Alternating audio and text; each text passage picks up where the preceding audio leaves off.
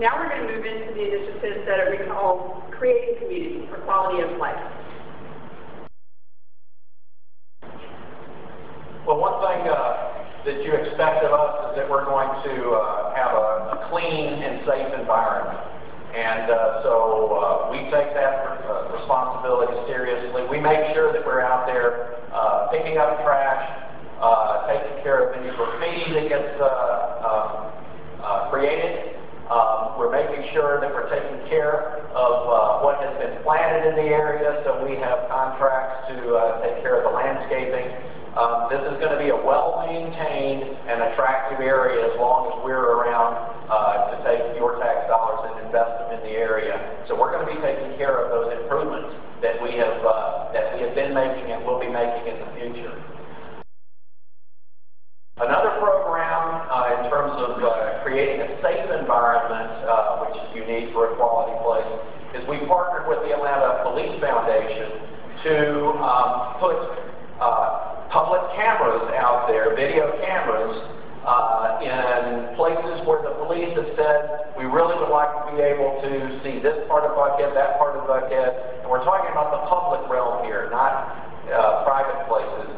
And they are able to collect the video that's captured in the system. That video from these new cameras, which are going up right now in Buckhead, goes to this video integration center in downtown Atlanta, and they are able to do analytics on that. They're able to solve crimes by looking at what has happened in the past, but they also have the capability of having the software there alert them to something that's suspicious, so that they can zoom in on that and perhaps direct police officers there. A second program we have is we want to have the police officers who are patrolling the area to be able to live in the Buckhead area as well. I know that the Buckhead Coalition has participated in this program with the Atlanta Police Foundation. We are as well. The Atlanta Police Foundation is helping with financial assistance for police officers so that they can afford to live in apartments or for sale housing in Buckhead. We are then doubling that. They're giving them $1,000, we're giving them $2,000, so it's a more attractive option to be able to allow the police officers to live where they work. So this is an important program for us as well. This is my fun part of the presentation, the Georgia 400 Trail. You've been seeing a lot of this in the media lately. This is sort of LBI's signature project. This is a multi-use trail similar to what you're used to with Path Foundation's Silver Common Trail that goes all the way from Georgia 400 Toll Plaza all the way down to where 85 crosses Piedmont, where Rollins is on the south end. It's 5.2 miles.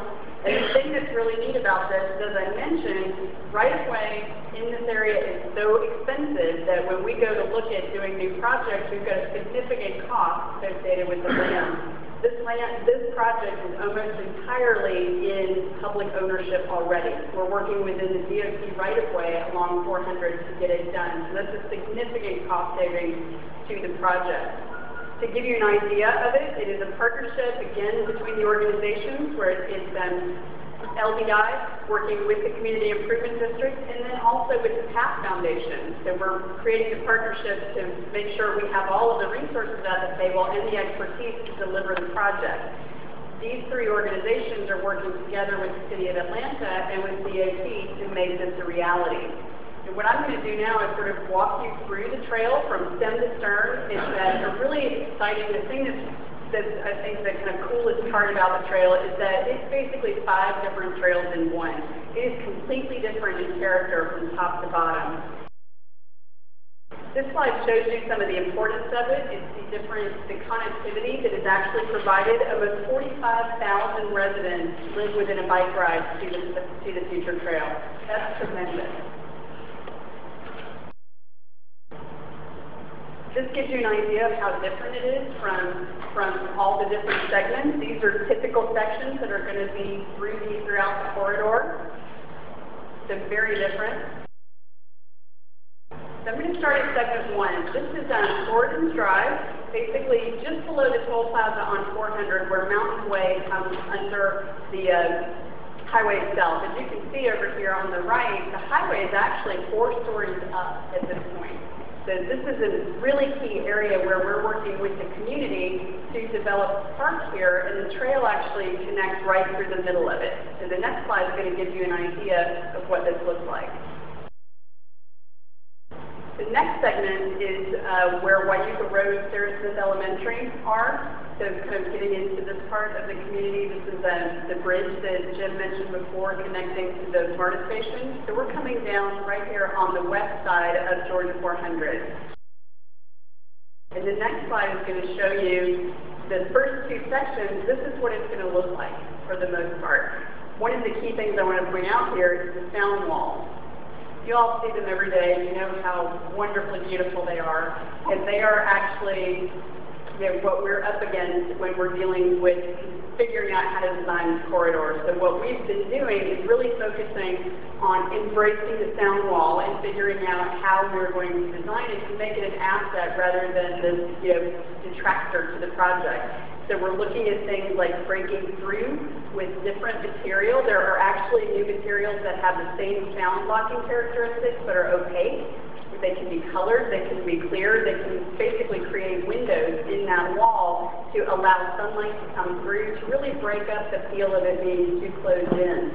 We're looking at that. We're also looking at opportunities to really interpret our history as we go along the trail. One of the key things is in the Green Space Plan is using the history and stories and communities to tie all of the different projects together. And this trail actually has several different places along it where there's some significant stories that can be told. After we have that real I guess I would call it a urban section. Then we get into the commercial core of the community. So this is where our character completely changes on the trail. So now we're in an urban environment. We're coming right into the middle of Tower Place. This is Tower Place Park that at the end of last year, Regent Partners actually placed into a conservation easement. So it will be a park forever. And as Jim mentioned earlier, here's some of the connections. The MARTA connection is right here. So the trail comes right up, takes advantage of the new northern concourse to the MARTA station, accesses the park here, and continues on up to take place on the Peachtree Corridor as well.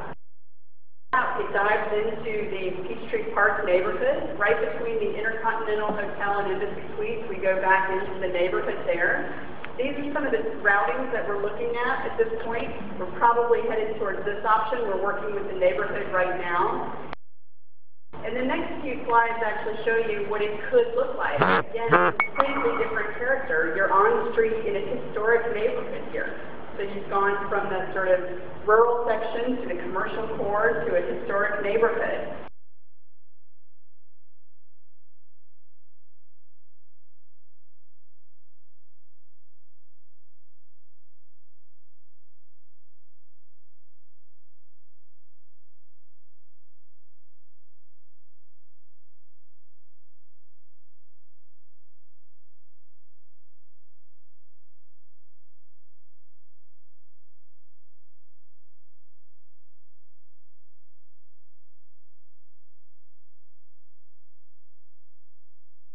Then once you get out of the neighborhood, you move into the part that's below Lenox Mall, where most of y'all are probably familiar with the Gordon Bynum pedestrian bridge that's behind Lenox that goes over 400.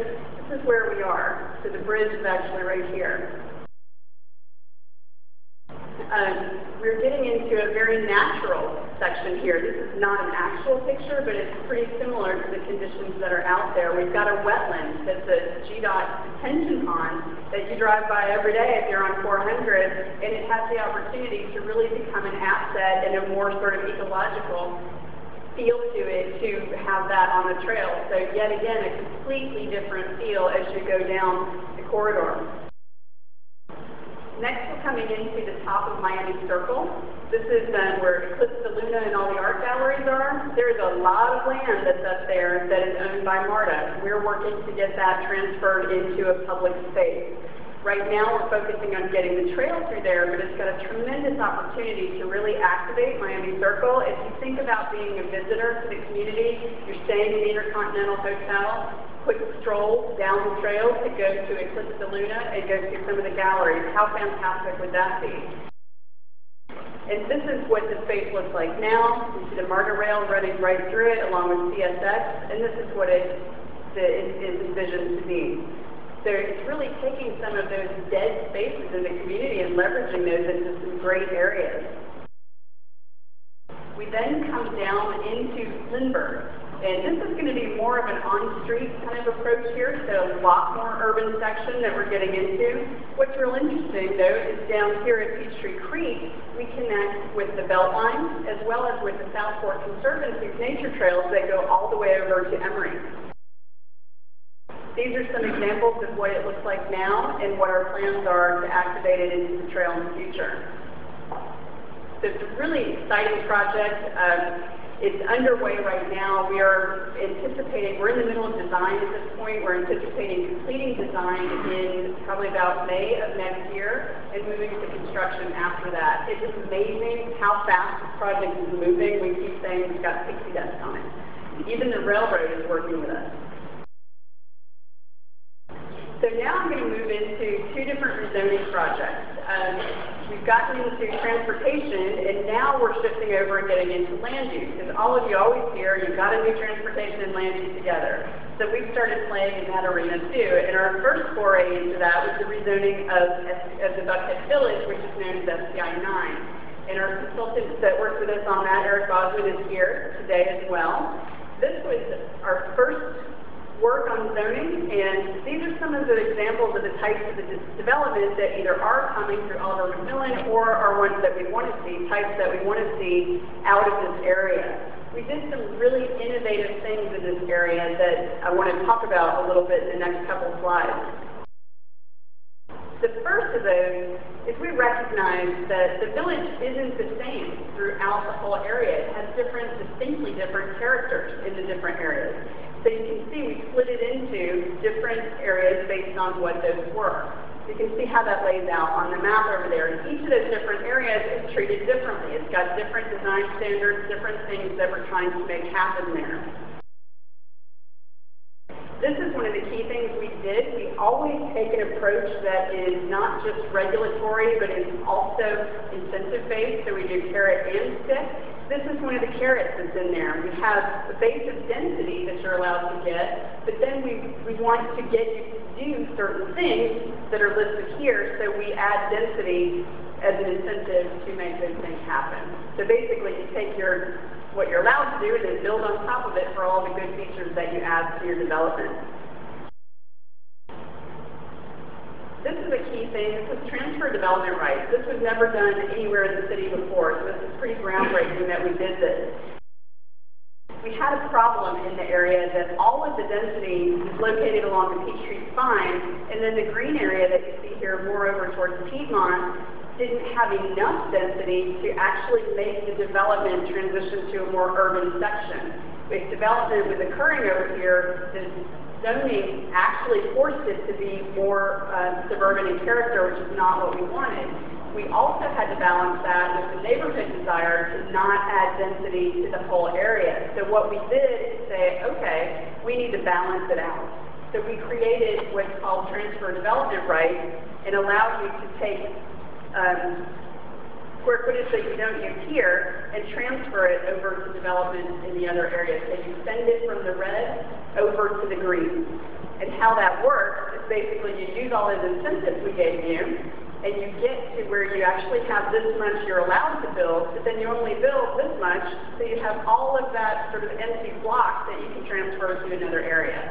So it's a little bit of inside baseball, but the basic overview is we're spreading out the density across the whole area, which is going to make it a lot more interesting in terms of character and make the Piedmont side of things able to become more urban in nature. We also, of course, did streetscape standards. One of our key things, as you've heard, is creating a walkable environment. So we create a hierarchy of streets with Peachtree as the primary, Piedmont, Roswell secondary, and then all the local streets. And we designate a section for each of those to make sure that they have a cohesiveness throughout them, as well as a very walkable environment. So we had so much fun with doing the village that we decided we needed to come over and do the commercial core as well. So that's known as SPI 12.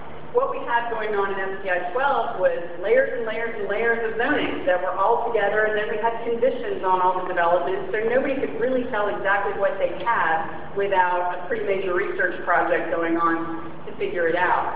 So there's some similarities between the two efforts here, but there are also some key differences that I'll point out. First of those, just like the village, we divided it into character areas. So pretty much the entire commercial core is multi-use, mixed use, but then the residential area is really focused over here on Roxborough Road. This is intended to be really higher density, sort of moderate density residential with supporting commercial for it. So that's the overall vision for the area. And then we decided that we were going to actually move to a form-based approach to zoning. This is groundbreaking. This is something that wasn't done before.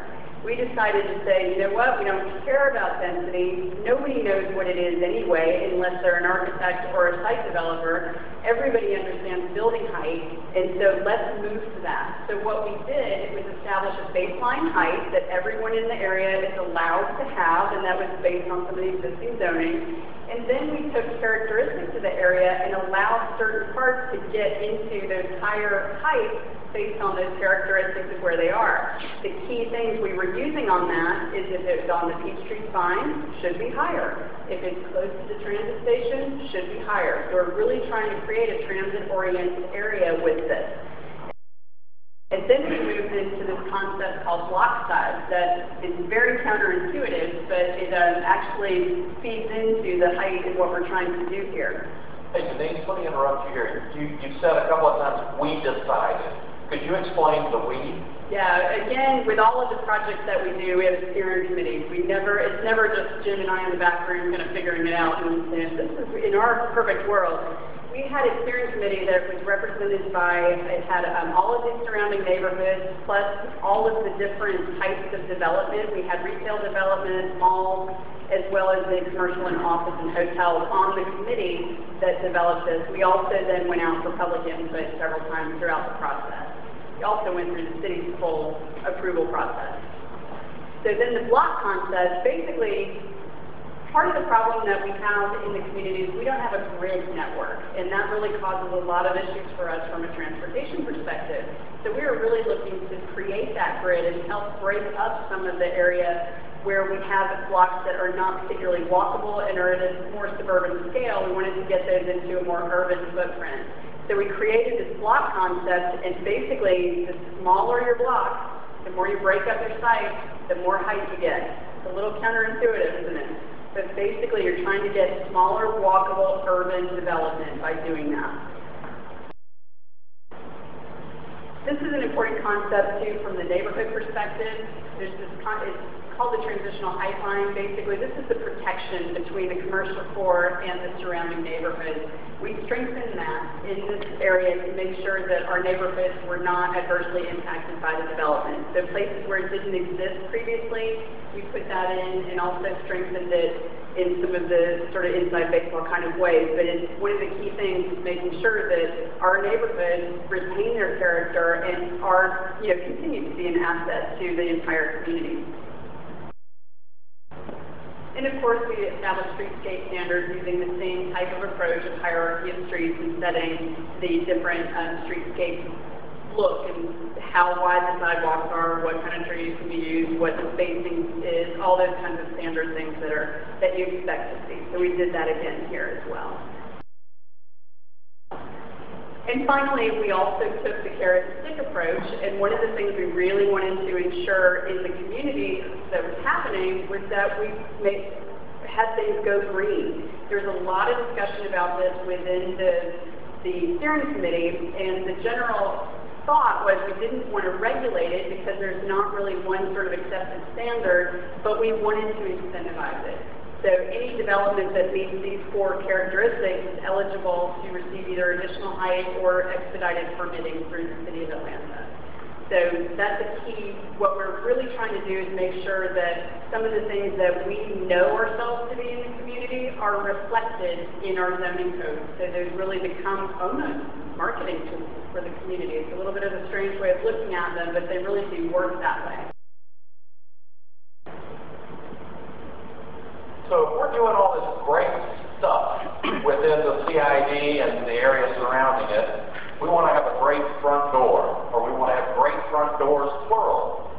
If you're coming into Buckhead from Georgia 400, you get off 400 and you're still on this expansive concrete suburban arterial, and you're greeted by a giraffe on the side of a shopping center, which is okay, but we thought, can we do something better with this civic space to create a real front door that announces to people, welcome to Buckhead, slow down, enjoy the trip through it, and look at how much we care about this place.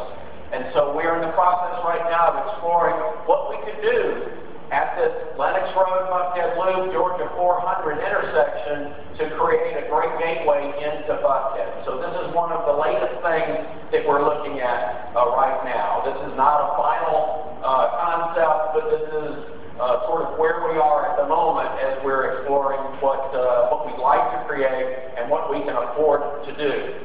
So this is